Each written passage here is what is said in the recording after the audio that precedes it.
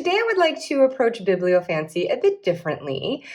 Instead of reading a story of the fairy, folk, or children's variety, I thought I would give some love to a much neglected book on my shelf, Simple, Soulful, Sacred by Dalla-Camina, a woman's guide to clarity, comfort, and coming home to herself.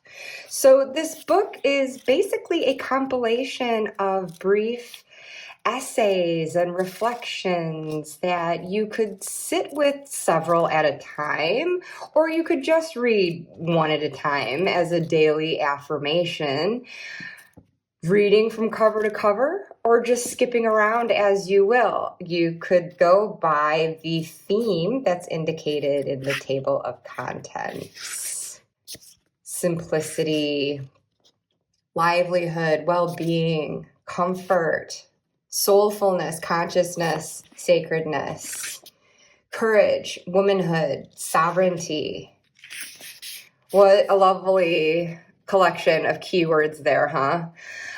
So yeah, you could just dive in to an area that you need most that day. I have only used this in a bibliomantic fashion myself, however, where I just kind of skip around and let myself intuitively stop on a page, and I take that as the one I'm meant to read that day because there's some sort of message in there that's pertinent to me, whether it's the whole entry or just certain words, phrases.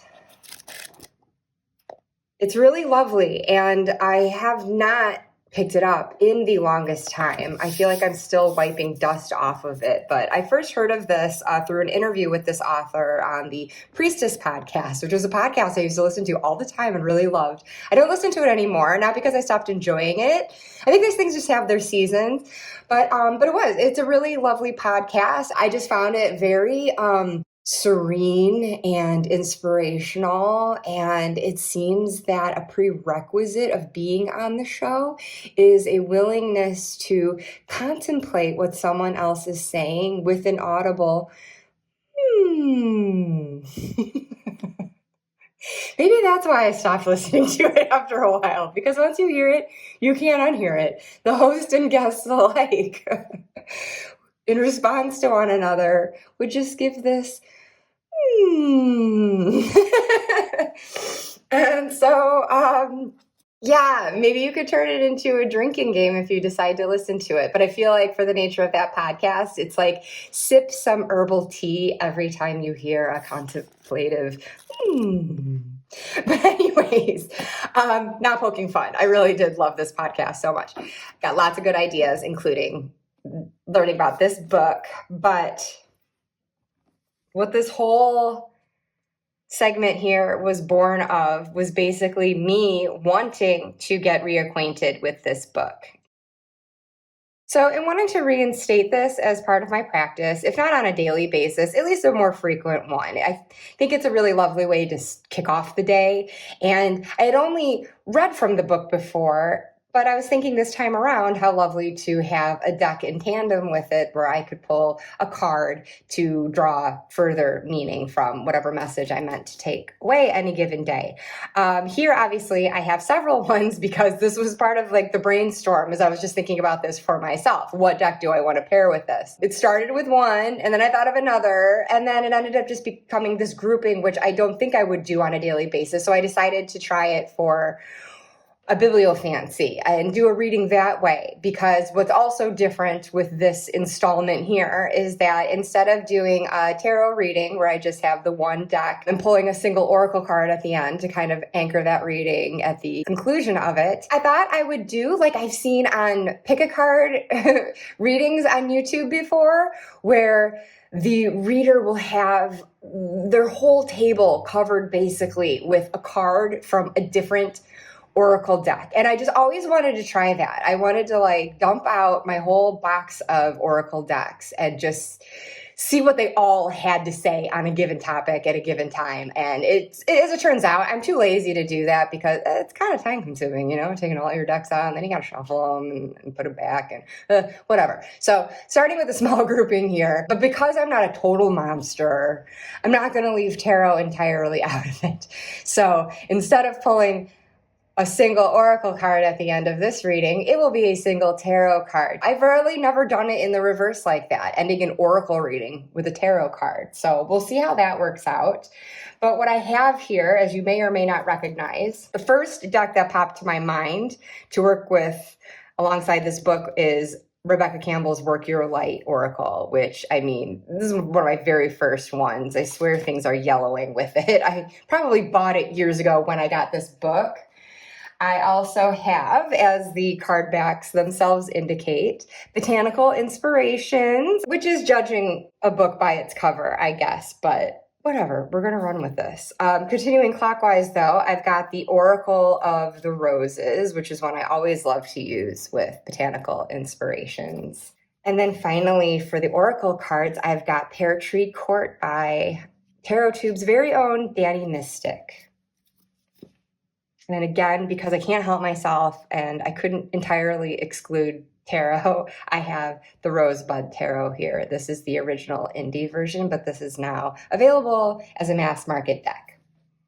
So let's commence with the biblio portion of the video, shall we? Where we use bibliomancy to find our message for today. So I will use the fast forward here for your sake, because time is precious, right? But as I'm doing this, I'm just going to, in my mind, think through the little introductory prayer that I do prior to every reading, and just hoping for the message that's most pertinent for all of us today as the collective. And bear in mind, as I do readings like this, I'm not a professional. I do it mostly for fun, but I do find that some good messages do come through. And so just take it with a grain of salt. Some of you might see things in the cards and in the text here itself that I may not. So however you're internalizing it for your own life through your own lens, please run with that. Please run with your own intuition here. I'm just offering it up to you with some of my thoughts as food for thought. So anyways.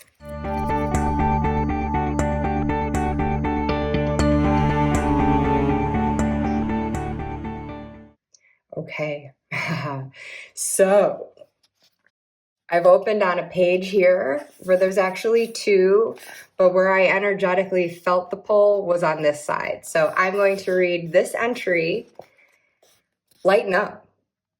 Everyone shines given the right lighting. It's a quotation by Susan Cain.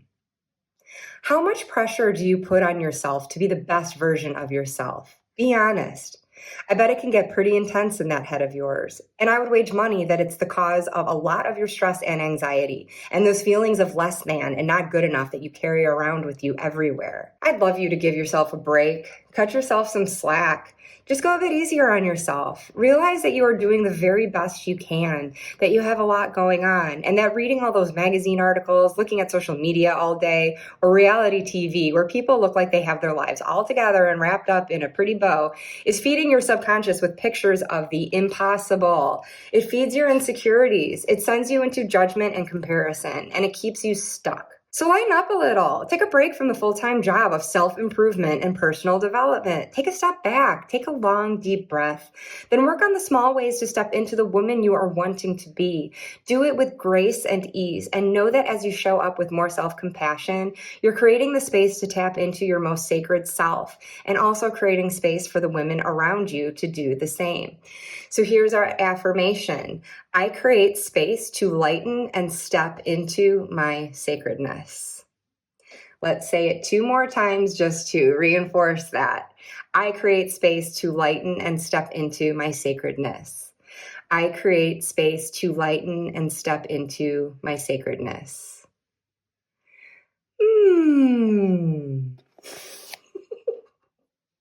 Sorry, I couldn't help myself.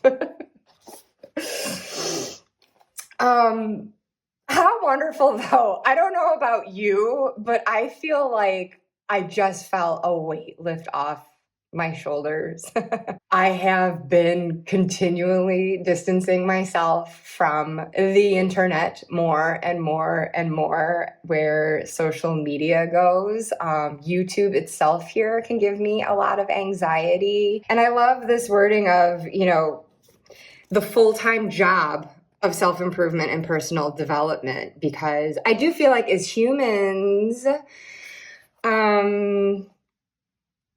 that is ultimately what we're tasked with, to continually be striving to be the best version of ourselves. I feel like that is part of the soul's development. So it's not something to cut out of our lives entirely. I think it's always a good thing to be striving for. But I love this permission to at least just take a break, like just kind of cut yourself some slack every now and then when you need to just sort of withdraw and lick your wounds. But maybe before I expound more on that, I will just see what our decks have to say too.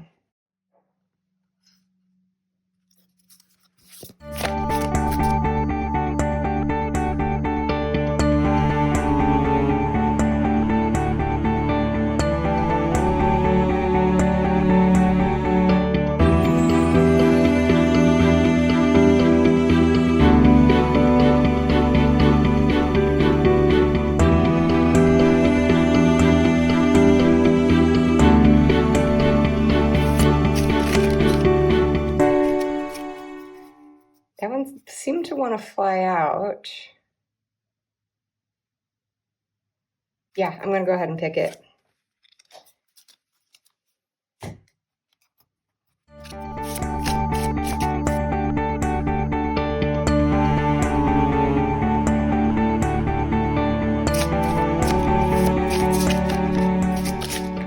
Ooh, look at that. Okay, I'm not going to ignore a flyer, folks. That's one also to run with. And lastly here, and I will shuffle the tarot at the end. I just want to look at these 4 oracle cards first.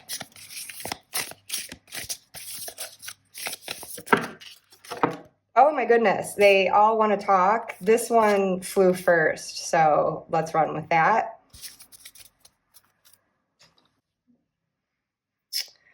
Wow. So we seem to have quite the chatty bunch here. I don't know. The book's bothering me like this. Hang on. Flip it. Get out of the way a little bit. All right. So it's going to reveal them all at once. Why not? Let's go nuts.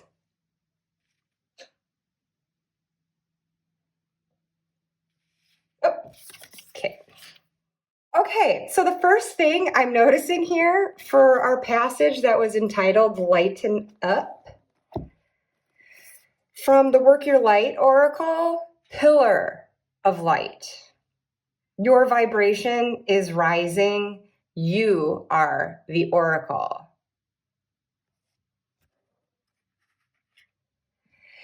So because it's oracle, I do always read the guidebook entry that goes along with it. I use my intuition too, of course, but I feel like a lot of these messages are channeled when the deck is created, or at least I try to get decks where I feel like the messages are genuinely intuitive in some way. So it says, you are heaven and earth in perfect expression, a conduit for the light of the heavens to the earth. You are the rainbow bridge. Take time to meditate. Imagine yourself as a pillar of light connecting the light of the heavens above with the earth. As the light shines through each of your chakras, you activate the rainbow bridge that many ancient scriptures speak about, raising your vibration and the vibration of the planet. Do not look for guidance outside, for you hold all of the wisdom of the entire universe in the portal of your heart, in every cell of your body. Do not see the angels and guides as above you, for without you, they have no way of communicating. You are the oracle. You are the rainbow bridge. You are the pillar of light. And oh my gosh, in light of that message, here we have this, is Camellia? Destiny. It is not in the stars to hold our destiny, but in ourselves.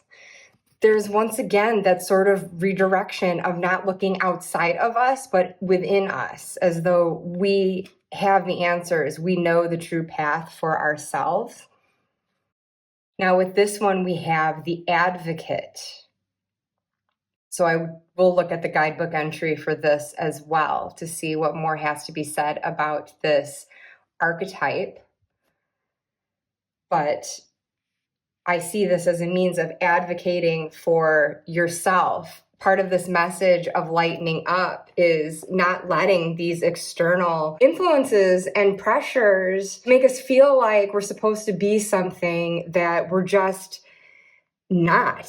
We do feel insecure once we compare ourselves to others. And the more that we do look outside of ourselves, we lose sight of who we are within. And you just have to take a break, cut yourself some slack, cut out the noise instead of just going along with what the masses have to say. I mean, to be honest, I have a very cynical point of view, ultimately, when it comes to humanity. I mean, not in terms of like whether humankind is good or bad. I think there's a fundamental goodness that we can be born with. But I also think that like where the mainstream masses go, ego gets in the way. And so you get a lot of these people acting like they know the way and that they are the shit. And they're acting from a place of insecurity when they do that. And anyone who is making you feel less than is someone who feels that way themselves. And that's the only way they think they can feel better than. But of course, that's not the way to achieve that either. So this message is definitely applicable to those too. Stop doing it. Stop doing it. We definitely need to stop crapping on each other. That's for sure. So that's where I think self-advocacy comes into play. But again, I will go back and see what the guidebook has to say on that. But perception, it all comes down to our perception, how we perceive ourselves, how we think others perceive us. And I think we do dwell way, way, way too much on how we think others see us, especially in this generation where we do have the internet and all of these eyes on us. It's wild how our brains are so wired to not embrace the positive feedback that's given as much as the negative. You could have 100 positive statements, and then it just takes the one negative one to be the one you are going to dwell on that is going to just wash away all those other 100, and you're just going to fixate on that one thing and that one person as if that matters more than anything in the world. And, you know, as a writer who has books published out there, I'm keenly aware of that. I really don't read reviews anymore just because it's so easy to get stuck in your own head. You're not going to be everything to everyone. Some people are going to resonate with you. Some people just aren't, and that's okay. We all just kind of need to find our own way there, and the kindred spirits who we feel really get us, and not dwell too much on those for whom we are just not their cup of tea. They're just not that into us. That's okay. Find the people who are, because there are people who are. But anyways, I love this word of perception though, because I think again, that's where like taking that break and kind of, as I said before, getting a clearer sense of who we are genuinely as individuals without the chatter of external pressures kind of drowning out our thoughts and intuition. It's really important to get crystal clarity on how we perceive ourselves. And I think in doing so, it kind of lifts the veil from our eyes also to get a clearer perception of others and to see what they are doing. The ones that tend to make us feel crappy, you get a clearer sense of where that's coming from. And then you start to see, oh, it's not so much me as it's something going on with them. It's other people maybe who have put this upon them. And it's coming from a place of them feeling bad about themselves, them feeling insecure, and they're just kind of, unfortunately, paying it forward. So then this is where just sort of, it's important to open your heart to compassion for that too. It doesn't mean being cool with someone treating you as less than or doing anything to make you feel that way. But it does help to kind of soften that blow. And I think instead of sinking deeper and deeper with deeper insecurities or even resentments of what people might feel, I mean, to raise the vibration, you really have to open your heart to love and compassion and just kind of write people off as like, oh, you know, they're hurting in some way. That's why they are acting out the way that they are. And it doesn't mean you have to stand in the crosshairs of it. You know, take that break absent yourself from it. You don't need that beamed towards you, but you also don't need to go somewhere else where someone else is shining that light on you. You have access to that pillar of light within yourself. It's there. You shine the light on yourself first. It's not the responsibility of other people to make you feel happy and lighter. It's a choice we have to make every day with our own attitudes, with our own perception. So again, as this reinforced too, stop looking outside of ourselves, but within for that confidence. So let's see what this has to say about the advocate. Oh, well, isn't this interesting? Just as I'm saying, like, exclude the outside influences. This is about going within. This is time for teamwork. Oh, hang on here. Enlisting the help of others and a little bit of fact-finding. By all means, speak up, but brush up on your communication skills by pausing to listen until you are certain that your message will be taken in the right context and be as effective as possible. If you are stuck, then you need to reevaluate your commitments. The advocate is dedicated to change for the greater good, and they will create a life that revolves around this. Those in their sphere are thought of as a team and family members working with them in all sorts of capacities for the shared vision. So interestingly, the meanings and uses: commitment, friendships, communication, mediation, persuasion. I think that's the step after this. Once you've taken your break and you're reemerging, then maybe we can be more discerning and intentional with our communication with others who we choose to communicate with. To begin with, we don't live in isolation. We shouldn't be functioning within a vacuum in our lives. We do ultimately need other people. So I almost see this as for that next step. Advocate for yourself first. Set your boundaries. Pull within and just take that break. But then when you reemerge, be discerning and constructive about it and surrounding yourself with those who want what's in each other's best interests. Surrounding yourself with people like that when the time is right, though. But again, as we're being encouraged, we got to take the break and just not let what others are saying and thinking of us matter. So let's end this on a note of tarot. And okay, I threw these, but it's two, and this is a very slippery deck, so I'm just going to keep shuffling. I really only see it typically as a single card that flies out. That's the one demanding my attention. I'm reluctant to take account of more than one, because sometimes they really are just stuck to each other.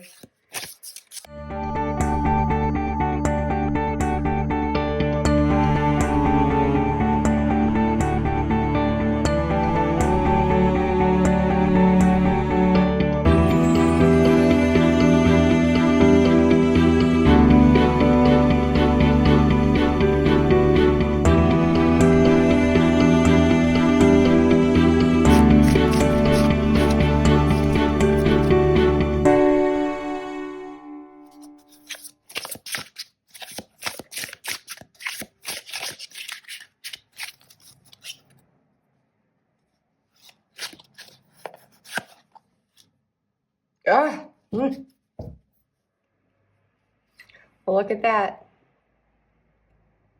Death. I was visiting family in the US recently and just kind of chuckling as I heard my teenage niece use the expression ego death. I think only because I was just in awe that she was familiar with that concept, and she used it in terms of Love Island. So it was just funny in like such a moment of levity. Like she actually came out with this really deep perception of a dynamic that was going on in the island and like an individual's own growth through whatever incident had happened.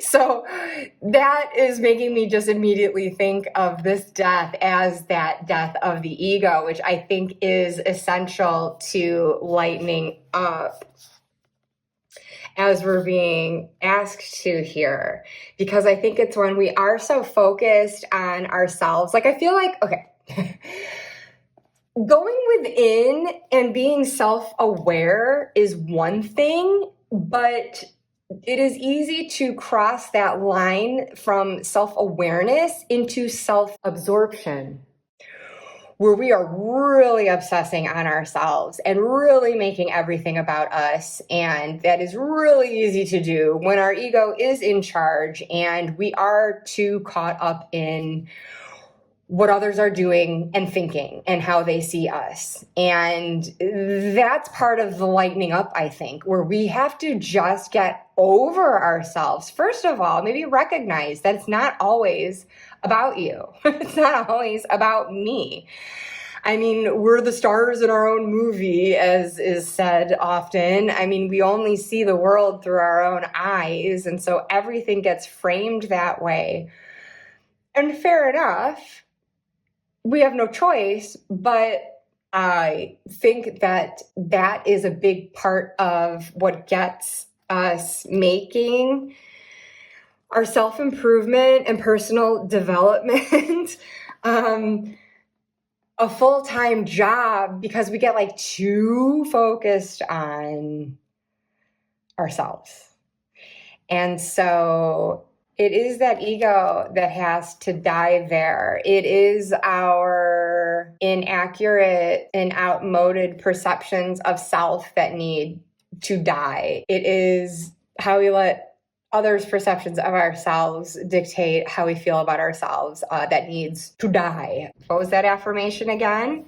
I create space to lighten and step into my sacredness. And I don't think that that comes with thought and analyzation. I think it comes through space to breathe, space to listen, space to just be, space to observe. Go for a walk. Don't put your headphones on.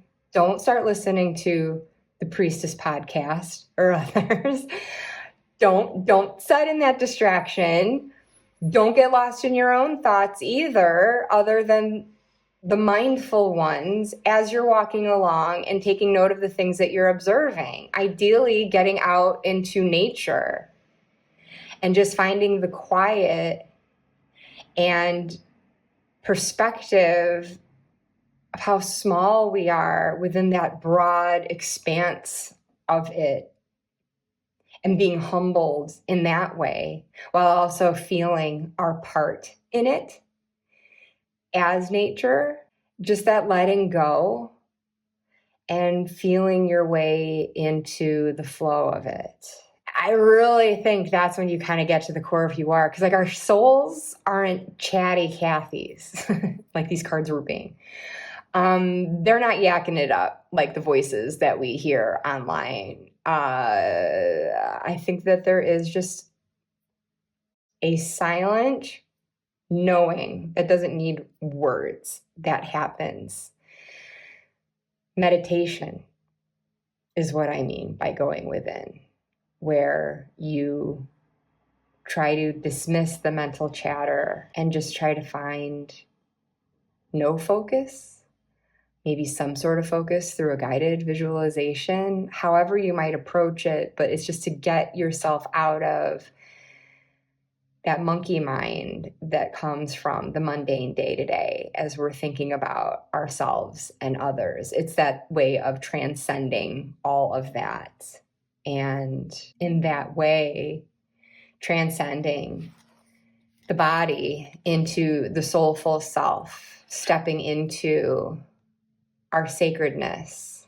And I am not really tying this all together maybe in a nice polished bow. I think the idea of it is kind of bigger than I'm able to articulate at this point. And perhaps it's just because the talking, the words trying to describe it aren't sufficient in this case. It's the knowing. So I will just stop this then. I will wrap this up, and I want you to shut this video off and just make space for the silence for your own inner voice, not your thoughts, but that internal voice that speaks to you without words. And in that way, tuning out the chatter of others as well as your own mental chatter to create space to lighten up and step into your sacredness.